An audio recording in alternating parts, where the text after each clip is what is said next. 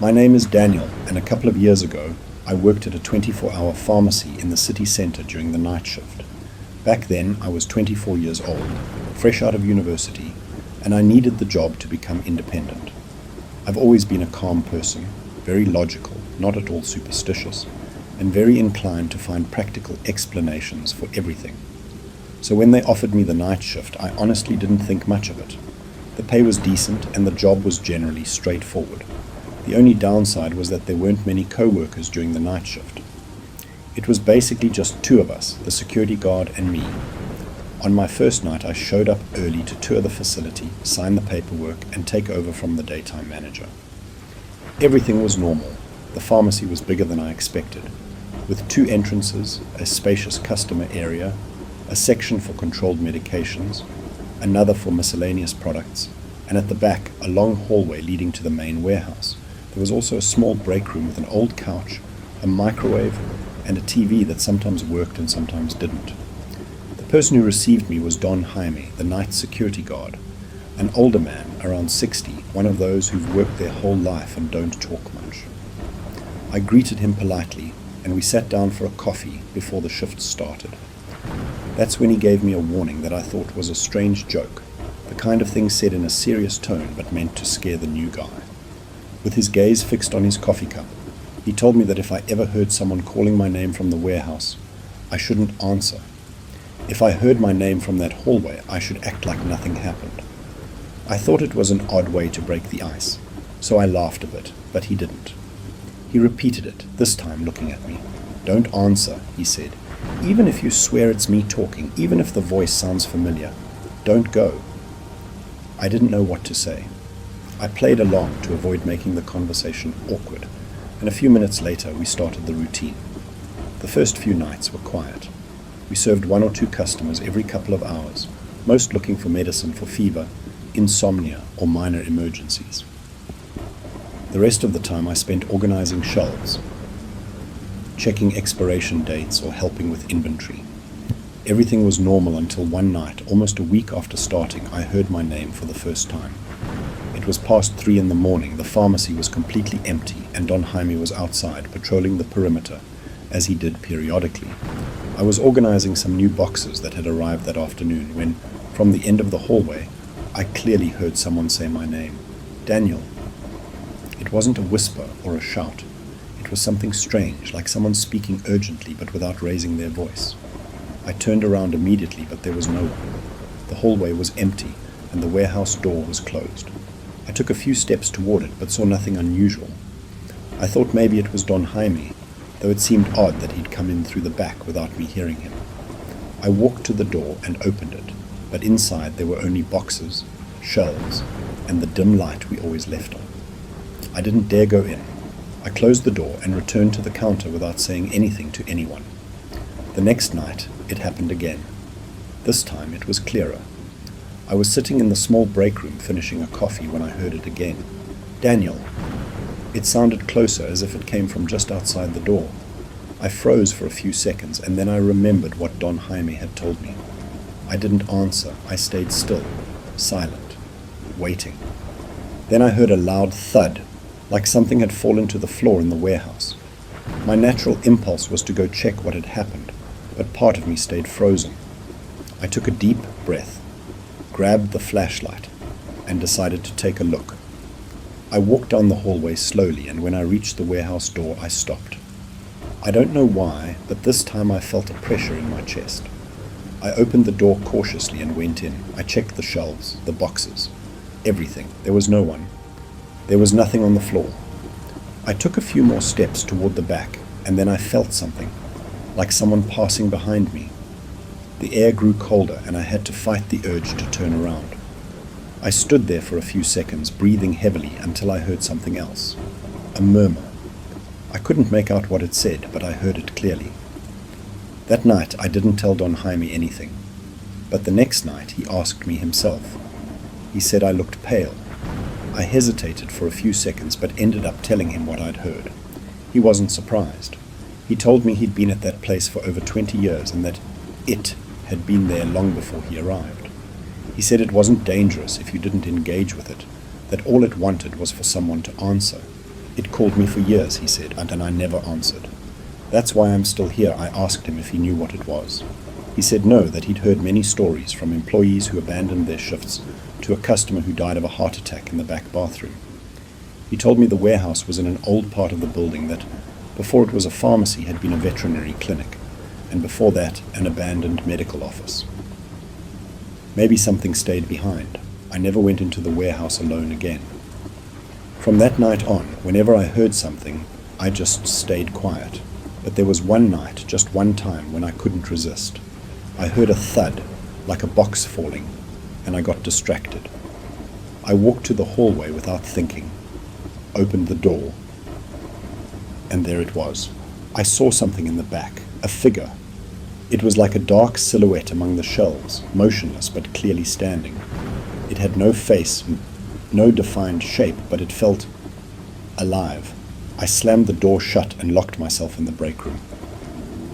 I never went back there alone again, and I never heard my name again.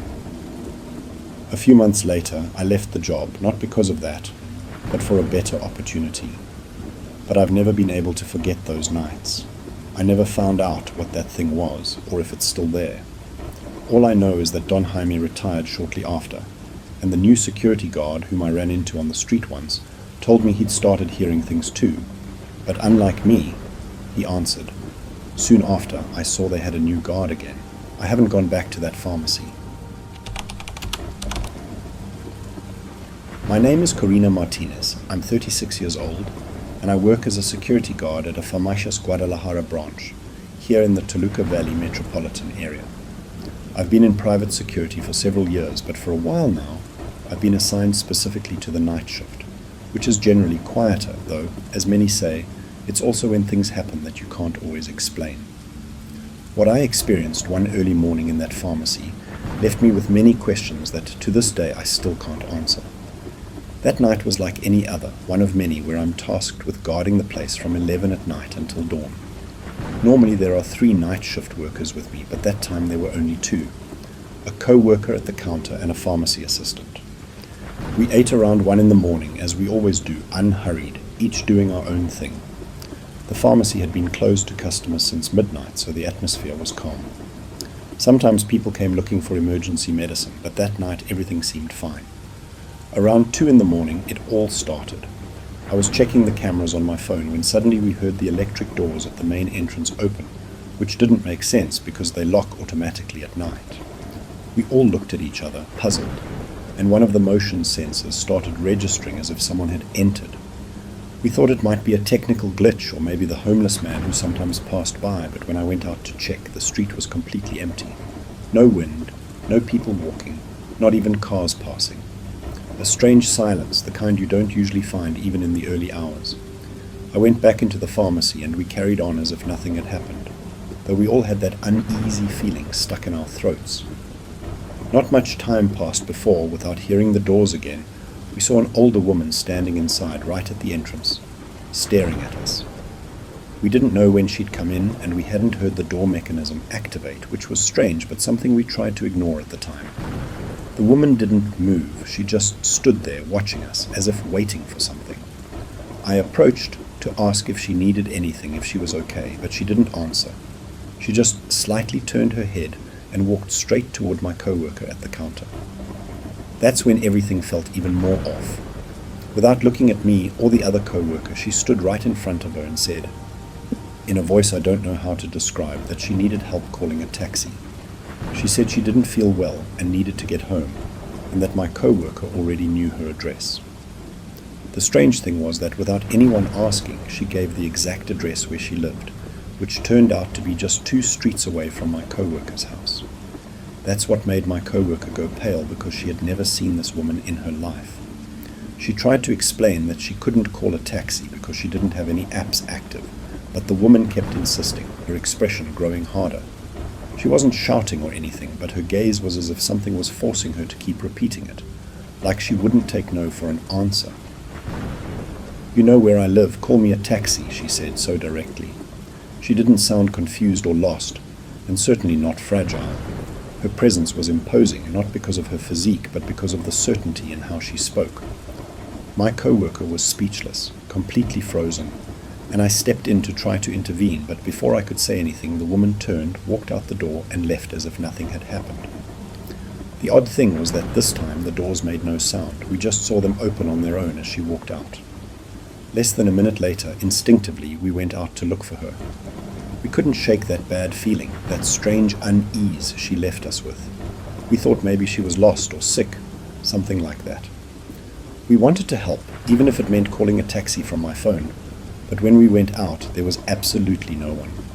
We checked both sides of the street. I even looked around the corner, but we didn't see a trace of her. For someone her age, there's no way she could have vanished that quickly, especially at that hour. The streets were completely empty. No cars, no pedestrians, nothing. We went back inside in silence with that cold feeling down our spines, as if we'd witnessed something that shouldn't have been there. That night, no one could rest. We all stayed at the counter, trying to make time pass faster. We didn't talk much about it, but a glance was enough to know we were all thinking the same thing. Something wasn't right. In the days that followed, everything seemed to return to normal, though we were all marked by what we saw. The strangest part was that for a week after that, the doors started opening on their own again at the same time. The cameras showed no one entering, but the sensor always detected movement. We never saw the woman again, but that feeling that she could come back at any moment, it never left. We asked neighbors in the area if anyone knew her, describing her appearance, her age, her way of speaking, but no one knew anything. The address she gave was real, but the house was empty. Neighbors said an older woman who lived there alone, with no children, had passed away years ago.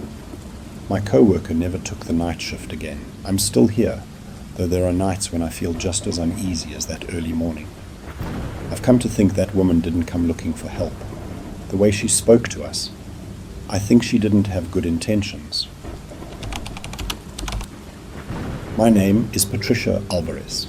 I'm 36 years old, and I've been working as the night shift manager at a pharmacy, which for obvious reasons I'd rather not name, for almost a decade.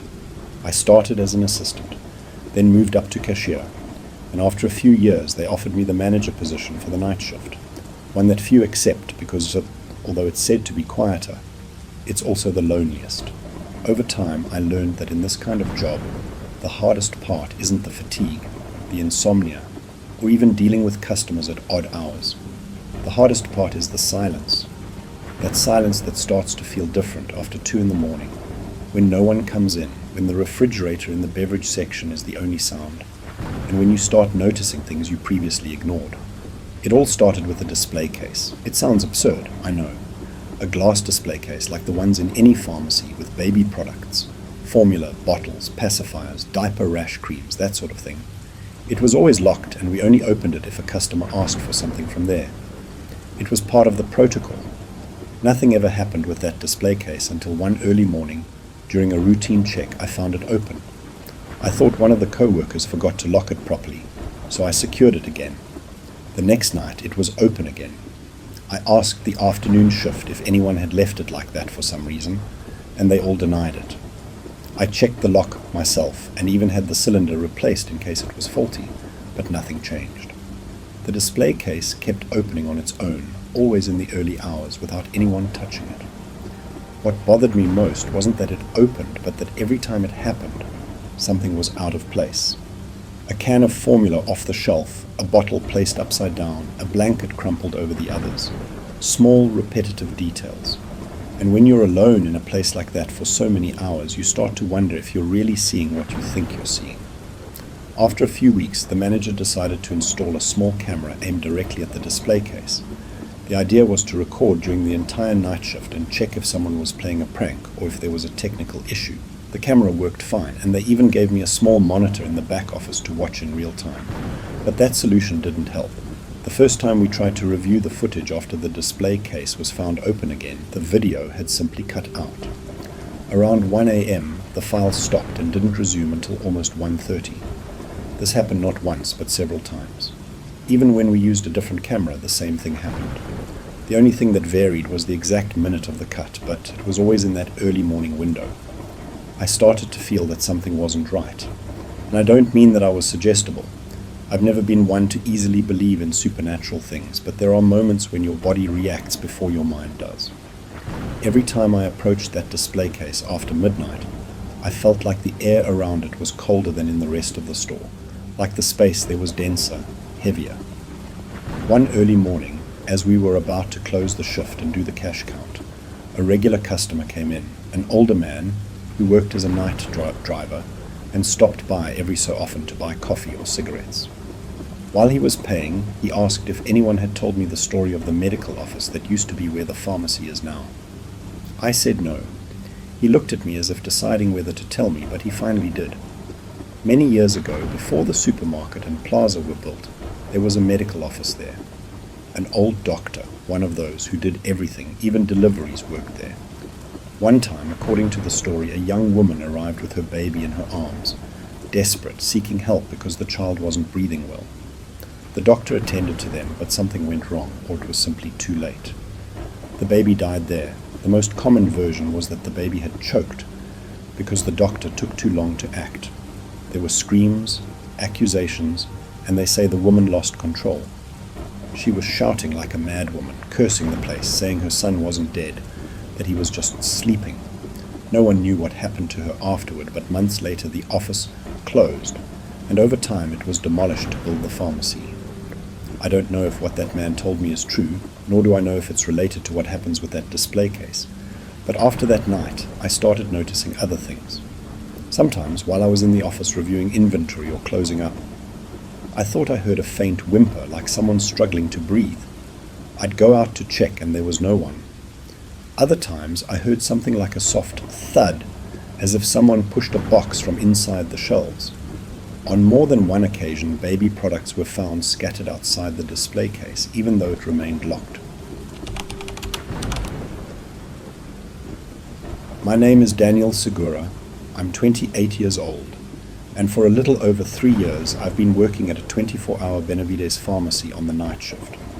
It's not my dream job, but it's given me stability, some financial peace, and time to finish my studies during the day.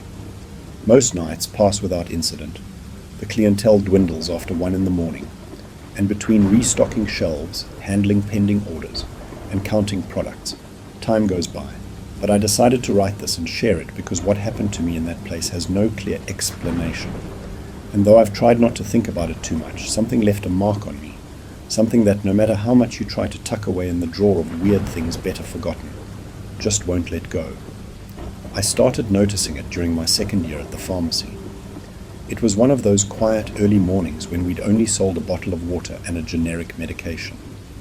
I was in the back, organizing some boxes, when I heard the classic beep of the barcode scanner, the sound that only goes off when someone scans a product at the register. I thought one of my co-workers was checking something in the system, but when I went to the main counter, I saw I was completely alone. I checked the point of sale system monitor, and there it was. At 2:17 a.m., register number 3 had recorded a product scan. Except physically, no one was there, no customer, no co-worker nearby, no one. I thought it could be a glitch, or maybe I was mistaken, so I didn't give it much thought. The next day, it happened again, at the same time, and then again, always at register number 3. I started to feel that kind of unease you get when something doesn't add up, when something repeats without reason, and deep down, you know it's not normal. We checked the system with the manager, who helped me reset the logs. We checked sensors, scanners, everything we could think of. Nothing seemed to be wrong. Everything indicated the scanner was working fine, but there was simply no one there when the system registered a product. One night, out of curiosity, I went to the security monitor. I rewound to the exact time, 2:17 a.m. There was the image of register number 3, empty. No shadow, no movement, no visual glitch that could explain what the system was registering. It was as if someone invisible had passed a product in front of the scanner. A code scanned by a hand that wasn't there. It took me a few seconds to process it. I didn't feel scared like in the movies. It was more a slow discomfort, a sensation on my skin like when you learn something you'd rather not know. I let it go, or at least I tried to, until one night, while I was in the refrigerator section, a customer approached me to ask if I could help him find a hygiene product. I said yes, I'd show him the aisle, and as we walked he casually asked if it was true about the dead woman who appeared at night. I had no idea what he was talking about, and he noticed. He told me that years ago a woman had collapsed, suffered a heart attack, and the employees tried to help her, but there wasn't much they could do. It wasn't a secret. It even made the local news. The man pointed to where she had died, and he pointed to register number 3. He said some employees claimed that register was heavy, that something strange always happened there, that even the systems went haywire. When I finished my shift that night, the first thing I did was search online. And there it was, an article from over 10 years ago. A woman about 60 years old had come in early in the morning to buy something for pain. She didn't get a chance to say anything. She collapsed in front of register number 3, and they say she died instantly. The next day I asked a veteran co-worker if she knew anything about it. She looked at me with an expression that's hard to describe and told me the manager had strictly forbidden us from talking about it, that they'd once had issues with an employee who got scared and quit, and the company didn't want those kinds of stories spreading for obvious reasons. She advised me that if I wanted to keep my job, I shouldn't ask more questions. I didn't bring it up with anyone again, but I started noticing that new employees never used register 3. Even when registers 1 and 2 were busy, they'd wait. No one said it outright, but it seemed like an unspoken rule. One night, a girl who'd only been there 2 weeks decided to use it because the hand sanitizer was closer, and she didn't want to keep a customer waiting. That early morning, as we were cleaning up at the end of the shift, I asked her if she'd noticed anything strange. She said no, just that when the customer left and she was alone at the register, she felt a strong chill coming from below, like something brushing past her legs. She said it like it wasn't a big deal, but there was something in her eyes, like it was. Days passed, and I got used to seeing that log on the screen, always at that register. One early morning I decided to stand right there in front of the register to see if anything happened. I didn't see or feel anything, but I heard the beep. I heard it while standing right there in front of the scanner. The screen didn't activate, but the sound was clear. The scanner let out the same beep as always, but there was nothing. Just me. I don't know if that's what unsettled me most, or if it was the certainty that, in some plane we don't understand, something kept repeating every night, without fail, like an echo, trapped in that exact spot in the store. I never saw the woman, if it was her. I never heard a voice, saw a figure, or felt a presence. But from then on, I stopped going near that register. I avoided it even for cleaning, even if it was my turn to handle that side of the counter. It wasn't fear, it was something deeper, like a kind of respect, a line I understood I shouldn't cross. It's been several months, and everything's still the same. The register activates on its own, the system logs it, and then it erases, as if it never happened. Some new co-workers laugh it off, others just act like nothing's wrong. The manager, for his part, keeps denying everything, as if he doesn't see it in the system too. I'm still there, doing my job like everyone else, but every early morning, when the clock hits 2:16, I look away from the screen, take a deep breath, and make sure I'm far from that spot. I have no way to explain what's happening, no proof that could convince a skeptic, but I know what I saw, I know what I heard, and above all, I know what doesn't leave.